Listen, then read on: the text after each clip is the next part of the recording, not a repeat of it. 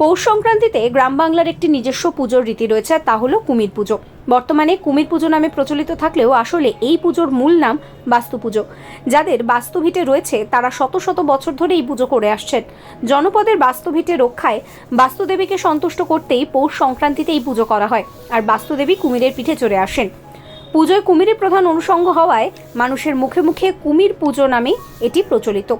এদিকে পুজোর এই কুমিরকে নিয়েও রয়েছে লোককাহিনী। পুজো শেষে মাটির তৈরি কুমিরের গলা কাটতে হয়। গলা কাটা হয়, না হলে মাটির কুমির জীবন্ত হয়ে জনপদে মানুষকে আক্রমণ করতে পারে বলেও জনশ্রুতি রয়েছে। পশ্চিমবঙ্গের বিভিন্ন অঞ্চলে এই পুজো হয়ে আসছে শত শত বছর ধরে। এইসব অঞ্চলে বাচ্চা ও বয়স্করা একত্রে এই পুজো করে থাকেন, তবে বর্তমানে বাচ্চারা এই পুজো বেশি করে থাকে।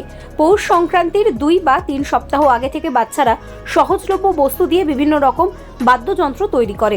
প্লাস্টিকের বোতল কেটে তৈরি হয় ডুগডুগি, একতারা এবং গাছের ডালের মাথায় লোহার চাকতি দিয়ে আটকে তৈরি হয় ঝুনঝুনি।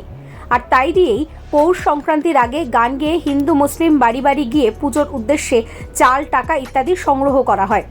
গানগুলোকে বলা হয় হালই গান। গানগুলো বেশ কিছুটা এই রকম: বস্তের ভো ধানে চাল গোলা ভর, ও গিরি পার করে দে সোনার পিড়ি, সোনার পিড়িতে বসবে কে, বাস্তু ঠাকুর এসেছে, ফলো ফর মোর।